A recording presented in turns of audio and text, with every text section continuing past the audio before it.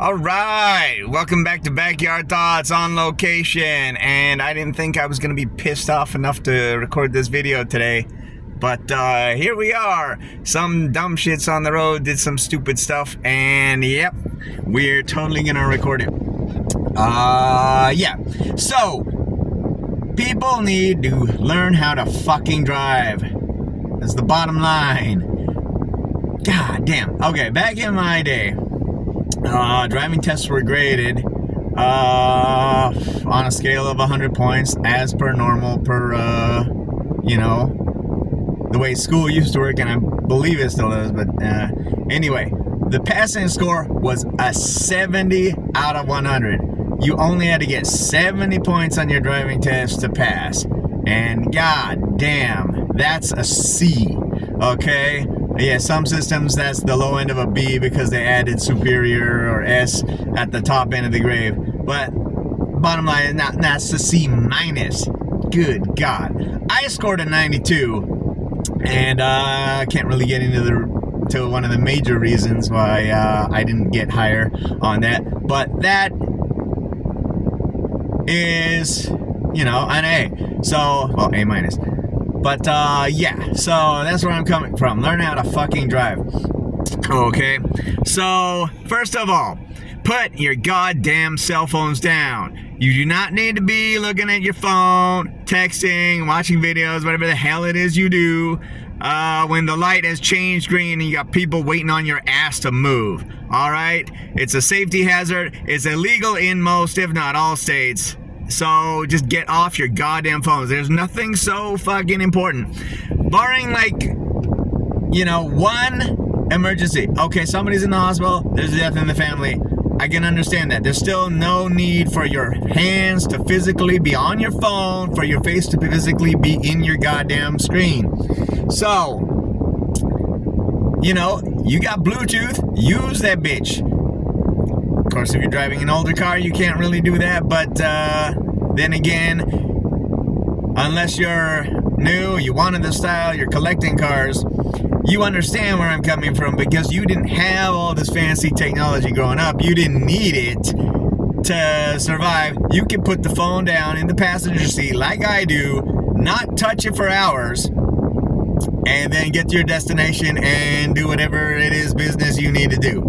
Okay? So put the goddamn phones down. Use your Bluetooth. You can connect it to the car. You can answer the phone on the steering wheel in most cases.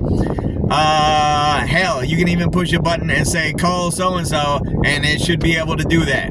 If you're driving anything from like 2015 on. Or, if you got richer, fancier cars, then even before that, some should have been able to do that. But, okay, so put the goddamn phone down. That's number one. Number two, and this is what set me off today, is use your goddamn turn signal. Oh, my God. So, most of the time, people just cut you off anyway. It's like, oh, you were going to turn there? Thank you. But the point is communication. If you're playing baseball, you're not going to go after the ball and not communicate to the left fielder. If you're going that way, you're a center fielder. Or the right fielder, you're going that way. You're the shortstop or second baseman coming out into the outfield. You are not going to just go for the ball and say nothing. You are going to communicate, okay? The turn signal is a communication tool. If people need to get over, you can create some space and let them over because you see a turn signal. If you've got two dumbasses making a U-turn without their left turn signal on, how am I supposed... Well, okay, you gotta wait because you don't even know that that's gonna be a U-turn. But they didn't even have their blinker on. So I was like, okay, are they turning or what are they doing? And they're going really slow. So I probably could have made that right. But there were two of them back to back without the signal, and that's my beef. Okay, use the goddamn turn signal. Don't cut people off. If someone's going to turn into a driveway, okay, but they don't have their signal on, and you just have to wait for them because you don't know if they're going to turn or not. Of course, half the time you need to watch out because maybe they're not going to make that turn. They just left the blinker on or they turned it on too early. But it's a communication tool. You know what the other driver is supposed to be doing, use that shit. Okay? Number 3, a stop sign is not a suggestion. So you either have the people that don't stop, they just roll right through. It's like, okay, that's a safety hazard. And then you have the other people who don't know how to use a 3-way or a 4-way stop sign. So you can't win. You got dumb shits on both sides of the aisle. Both sides of the aisle. Use that term too much because, hey, politics, woo! But no, okay?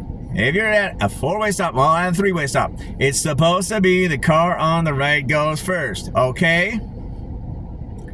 So, if you arrive at the same time, the car on the right is supposed to go. Alright? Even if, well, this is what I said about coming to a complete stop. Because if you don't come to a complete stop, then how are you supposed to know who's going first? Because you're not following the traffic laws. Okay, so once you actually have the person on the right going through, then you can get into advanced maneuvering. Oh my God, here we go. This might be too difficult. But advanced maneuvering. So if you have one person going straight, that is the only time the car coming forward can go straight. You just pass right through, no fuss, no muss. Then the other side gets to pass right through, and it's a beautiful thing. But, you know, people don't know how to drive, and they don't know how to signal, and they don't know how to communicate. So that is a lost art. Freeway driving, well, hell, most of the roads around here don't need or have higher speeds. The road I live on has a higher speed limit than the highways in Japan. It's or maybe it's equal. If it's 50 miles an hour, that's 80 kilometers per hour. That's highway speed in Japan. It's kind of ridiculous. But that was a fun fact side note for you. But okay, yeah, at least maintain a reasonable facsimile of the speed limit if you're going to be driving anywhere. Some cars read a few miles per hour over, and you can actually judge that if you're smart, because they have a lot of places have signs on the side of the road that tell you how fast you're going. So you see a number there, you look down, and you sort of mentally calibrate the actual speed. Of course, that's making sure all the technology is working properly. So, for example, this thing reads in the range of 2 miles per hour under. So that's what I say by a reasonable facsimile of the speed limit. And yeah, recently, or actually, yeah, most of this year, they've started cracking down because people are doing 100 miles an hour on the damn freeway, which 1 is illegal, 2, it's not safe, and 3, do you really want to take the chance of getting caught and paying an exorbitant fine, or even worse, having your license suspended because you couldn't drive just a little bit slower? I mean, come on, people, it's ridiculous. So that brings me to the rest of my freeway rant. Learn how to drive. First of all, you gotta merge to get on the freeway. So that's called an acceleration lane. So you're supposed to speed up or slow down to match the speed of the cars on the freeway. What a shock. You got a gas pedal, use it. You got these pokey puppies just going along. Oh my God, I gotta land on the freeway. What do I do? There's a car coming. Well, if you were at their speed or a little bit faster to get in front of them or a little bit slower to get behind them, then you wouldn't have a problem merging to get onto the freeway. I know, shocker. Mind blown. But yeah, so that's accelerating. And then you're driving along, and someone is coming up behind you at like 5 million miles per hour. It's like, okay, where are you gonna go? All right. And then they try to get around you, but they can't because you're in the middle of traffic. Do they not see the car in front of me that's going slower than I want to be driving, which is why I'm going this speed in the first place? So it's like, where the hell are you gonna go? Okay, so there's an opening, and they zoom around me, and they realize, oh, I got no place to go, and then they slam on the brakes. Good job. Peak driving right there.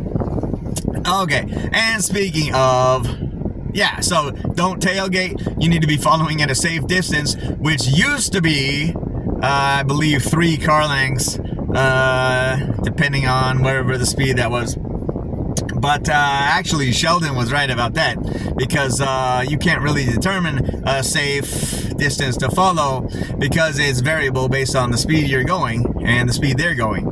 So there is that. But the point is, most people follow way too damn close to be safe, and then you got to slam on the brakes, and that is another annoying part, because why are you slamming on the brakes? Do you not know? I think it's basic physical science in 9th grade. And of course it's in the 12th grade physics, but inertia. Oh, an object in motion tends to stay in motion unless acted upon by an outside force. So, you know, while you're slamming on the brakes all the time, spending money to have them replaced, I am using science to slow down naturally and use my brakes, not what I'm trying to say, as little as possible. There we go. As little as possible. So in the long run, I'm going to be saving money because my brakes are going to last longer, and I'm not a dumbass driving on the road slamming on the brakes. Besides, if you have passengers or you have cargo, you shouldn't be slamming on the brakes anyway. And that's a whole different rant, because they don't know how to load cargo here either. There's nothing protecting the back on some of the plywood trucks and other shit. But yeah, so use science. And if you're going up a hill and you start slowing down, use the gas pedal to speed up. Wow. Yeah, I mean, lazy drivers are going to use cruise control. That's their business. But yeah, if you start to slow down, of course people are going to come up behind you, because they might know how to actually use the gas pedal, and they're coming in at a proper speed, whereas you're just putting along trying to get up the hill. I think I can, and eventually it affects other drivers. So speed up. And if you're going down the hill, take your foot off the gas pedal. Oh, again, let inertia maintain your speed. And wow, we'd all be happier on the road. And I guess since I did bring up trucks, I'm going to bring up my final rant for this video, which, wow, is getting kind of long. But hey, there's a lot of stupid people on the road that don't know how to drive. But yeah, trucks are too huge. They are unsafe. They're supposed to be going 55 miles an hour, which they're not. They're supposed to be in the right lane, which most of the time they're not. And sometimes you get the truck doing 55 in the right lane, and then you'll get some trucker trying to pass him, and they're doing probably 57, 58.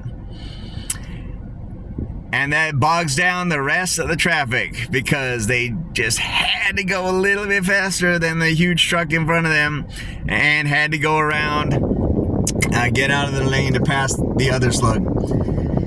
So, yeah, that's trucks for you. Some bonus tips. So, you'll notice that the front wheels of trucks have the lug nuts sticking out, the others are sticking in. And Dad taught me this.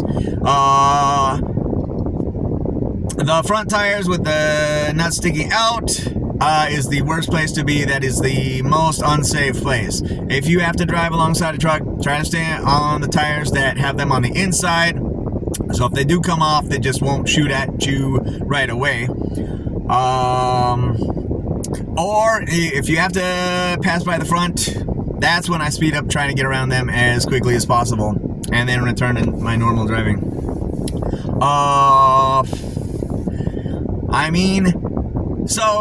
Trucks, do we really need trucks that big? Or would it be better to have trucks like the size of Japan, which are about half the size of the monsters here? Then you're paying an entire second driver, creating jobs, helping the economy, to transport the cargo. And yeah, you'll be spending gas and you'll be spending maintenance on the other truck, but it'll be safer for the truck drivers and the other drivers on the road. And like I said, it's creating that second job, and that happens everywhere, so that would be a ton of jobs created. But what do I know about that? And one more pro tip for you. If it's raining, the most dangerous time is the first 20 minutes before it starts soaking in and sort of creates a little bit of safety on the road, at least compared to the first 20 minutes. The oils come up right away and it's the most dangerous. But if you have to drive in the rain and it's been raining, you can use the property of NASCAR and drafting, and not to draft, not to be that close to the cars, but you drive in the lanes created by the tires in the previous car. That creates a little bit more traction on the road. It's a little bit safer for you and your passengers and your vehicle. So yeah, pro tip if you got to drive in the rain. Anyway, I do realize this is my longest backyard thoughts video, but I just wish people would learn how to frickin' drive. We all have to share the roads. It's not about the me, it's about the we. So learn how to drive safe, watch out for the crazies, and until next time, keep dancing.